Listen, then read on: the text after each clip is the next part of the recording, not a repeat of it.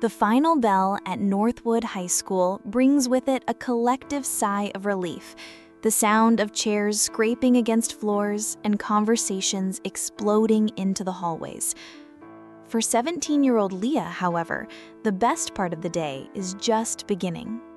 Sitting at a secluded table in the courtyard, she opens her binder with the care of an archaeologist.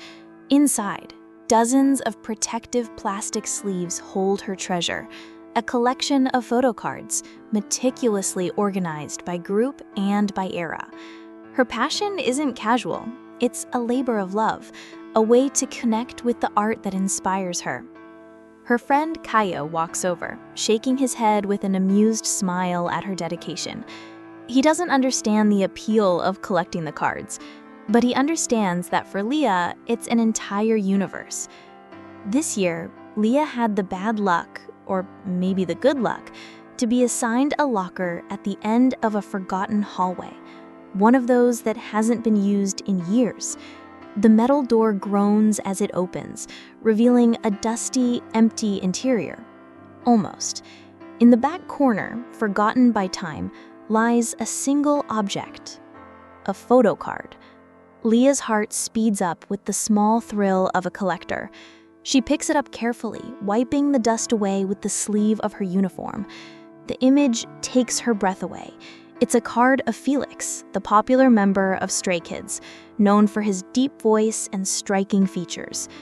But it isn't an official card. The photo has an ethereal, almost melon quality. Felix isn't smiling. His gaze seems distant, and his iconic freckles stand out against his pale skin. It's a rare piece, maybe a fan-made item of impressive quality, or an exclusive event card. The joy of the discovery fills her. She runs to show Kaio, who lets out a low whistle, impressed by the image quality. Leah's excitement is contagious as she speculates about the card's origin, imagining how valuable it could be to a dedicated collector. It's the kind of find every fan dreams of. With a triumphant smile, she flips the card over to check for a logo or any indication of an event, but the back has no logos. It just has a few words handwritten in a fine, slightly shaky script, as if the person was in a hurry or afraid. "I'm not an angel. Get me out of this tower. S." The sentence hits Leah like a bucket of cold water. The mood instantly shifts from euphoria to a chilling confusion. Kaio leans in to read it, and his first reaction is to laugh.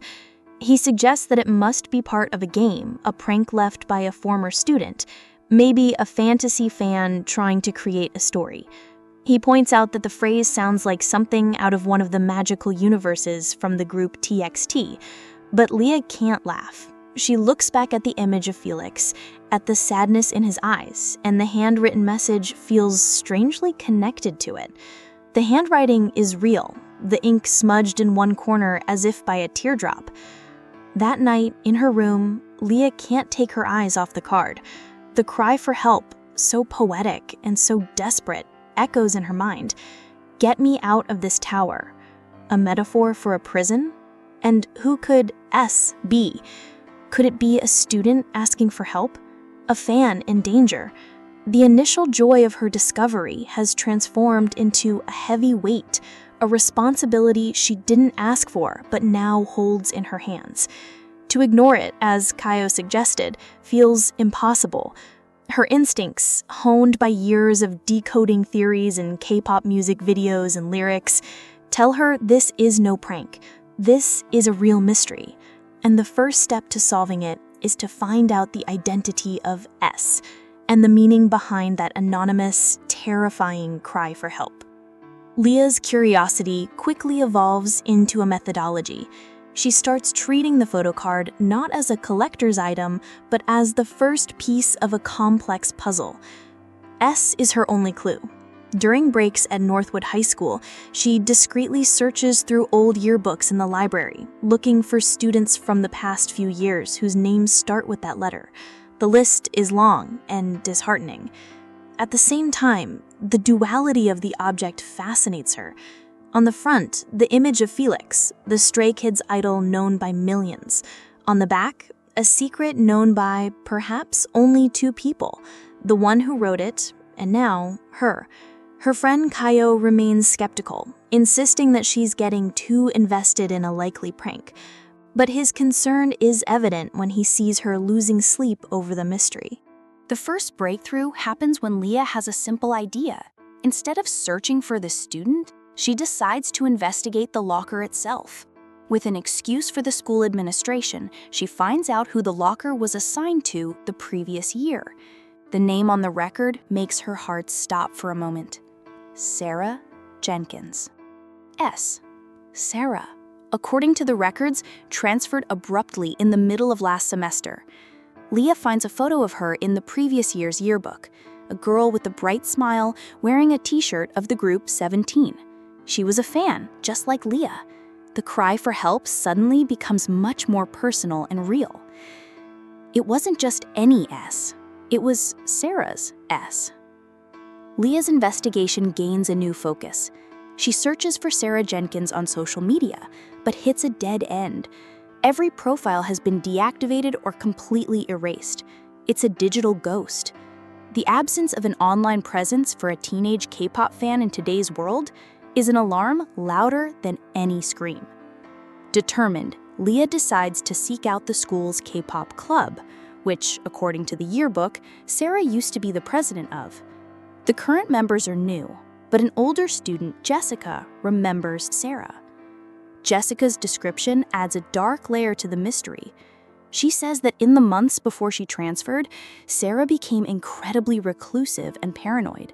She dropped out of the club, stopped talking about her favorite groups, and was often seen looking over her shoulder as if she were being followed. Jessica recalls a specific phrase Sarah once told her: "They turn everything you love into a cage." Diving deeper down this path, Leah spends the night awake, scouring the internet archives for anything connecting Sarah Jenkins to the Northwood High K-pop club. She finally finds the club's old blog, a site that has been practically abandoned for over a year.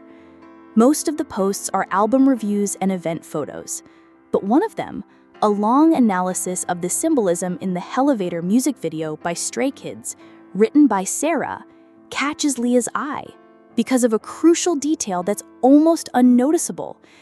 Next to the author's name and the original publication date, a small note in italics reads, "Post edited 22 hours ago." Leah's heart races. Sarah was here, yesterday. The paranoia Jessica described wasn't the end of the story. It was the beginning. With renewed urgency, Leah rereads the post. It's dense, almost obsessive in its analysis. However, with an eye trained for fanberries, she notices something strange. Certain common words contain subtle, recurring typos, as if they were typed with an extra letter. It doesn't seem accidental. This is the second turning point, the moment the floor disappears from under her. Driven by a hunch, Leah copies only the extra letters from each misspelled word and pastes them into a text editor. Together, they form a code, bit.ly followed by a string of letters and numbers. Her hands tremble as she types the URL into her browser. The link takes her to a single page on a video service with the player against a black background. There's no username, no other videos. This one is unique, unlisted, made not to be found. The video's title is just a sequence of numbers, the next day's date. Leah hits play. The video is short, less than 30 seconds, and appears to have been shot on a phone. The image is shaky, filmed from inside a dark room through a slightly open blind. The camera focuses on a quiet suburban street outside, with perfectly normal houses and trees. Nothing happens for 20 seconds. The only sound is that of ragged breathing, presumably Sarah's. Then, in the final seconds, a figure walks calmly down the sidewalk. The person is wearing a dark hooded sweatshirt and a black face mask. The figure stops for a moment and slowly turns their head, as if they know they're being filmed. The video abruptly cuts to black. A chill runs down Leah's spine. This video wasn't an old cry for help. It was an urgent warning. And the countdown was about to end. Before we find out how this story ends, if you're connected with this journey, consider leaving a like and subscribing to the channel so you don't miss a single chapter. The video ends, but the image of the masked figure and tomorrow's date is burned into Leah's mind. Panic tries to set in, a cold wave of helplessness. She's alone with a warning she doesn't know how to decipher. What could she do? Go to the police with an anonymous video and a photocard? They would dismiss her as a teenager with a vivid imagination. The responsibility falls on her shoulders with a crushing weight. But instead of letting herself become paralyzed, fear sharpens into focus. Sarah tried to give her a map. She just had to learn how to read it. She watches the video repeatedly, her fan's eyes, trained to find details in 3-minute music videos, now searching for any clue in 30 seconds of suburban terror. The street is generic, the houses look alike, it's a dead end. Discouraged, she's about to give up when she notices something almost invisible. In the dark corner of the window where the video was filmed, the light from Sarah's computer monitor reflects a fragment of a poster on the bedroom wall. The image is distorted, but Leah recognizes the vibrant colors and stylized logo of the group aespa with their futuristic concept. It's not much, but it's a clue. How do you find an address from a poster? Then the memory of her conversation with Jessica comes back. Sarah was the president of the Kpop club. The club would have records, maybe a list of members with addresses from that time. Leah calls Kayo, her voice trembling but determined. She explains everything: the blog, the code, the video, the date, the poster. This time, there's no skepticism in Kayo's voice. The danger is concrete. He meets her at school the next morning, before classes start. Together, they convince the teacher in charge of the club to give them access to the old file box. Sifting through member lists from 2 years ago, they find it, Sarah Jenkins, and next to it an address on a quiet street a 20-minute drive from the school. Leah's heart turns to ice when she recognizes the street name, an uncommon name she briefly saw on a sign in the video. It's the place. They have to go now. When they arrive on the suburban street, the scene is exactly like the video, frighteningly normal. They park Kayo's car at a safe distance and watch the house. After 10 tense minutes, the front door opens. The same figure from the video, in a dark hoodie and black mask, exits the house, locks the door, and gets into a car driving away. This is their chance. They approach the house. The doorbell goes unanswered. Looking through a side window, they see the living room, covered in cardboard boxes. They're moving. Leah notices that a small window in the back is slightly ajar. It's a huge risk, but the image of Sarah's face in the yearbook and the date from the video propel them forward. They get inside. The house is silent, full of boxes. Upstairs, one door is closed. When they open it, they find Sarah. She isn't tied up, but she's clearly in a prison. The room is a distorted K-pop shrine. Posters cover every inch of the walls, albums stacked to the ceiling, creating a claustrophobic feeling. Sarah is sitting on the floor, pale and thin, staring at nothing. She's startled to see them, but when she recognizes Leah as a fellow fan, her eyes fill with tears. The story she tells is more terrifying than any urban legend. The masked figure is her older brother. After their parents' messy divorce, he became overprotective in a sick, controlling way. He saw Sarah's passion for K-pop not as a hobby, but as a dangerous obsession. He started confiscating her albums, controlling her social media, and isolating her from her friends. The tower was her own room. The cry for help on the photocard was a last desperate act, left in her locker on the last day he let her go to school. The video was recorded because today was the day he planned to move her to another state, to start over, cutting off her last remaining ties. Sarah was being erased by her own family. The practical resolution is swift. Kayo calls his parents, who in turn contact the authorities in the proper way.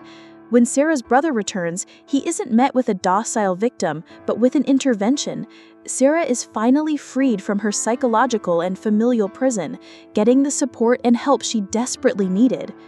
Weeks later, the emotional epilogue takes place at a fan event in a local coffee shop, celebrating an idol's birthday. The place is filled with young people laughing, trading photo cards, and talking about their favorite groups. It's an atmosphere of pure, communal joy. Leah and Kaio are at a table when Sarah approaches. She looks like a different person. There's color in her face and a light in her eyes. She smiles shyly and holds out a bright, official Felix photocard to Leah. "I think this one has a better memory attached to it," she says softly. Leah accepts it, and the three of them share a moment of silent understanding. Leah looks around at the community that Sarah's brother saw as a disease. She understands that it was this very passion, this shared language communicated through a small piece of paper, that became the key to Sarah's freedom. Kpop wasn't the cage, it was the map out of it. Want to see more exciting stories packed with the incredible world of K-pop? Join our club and let's dream together. Subscribe, like, and share. Bye!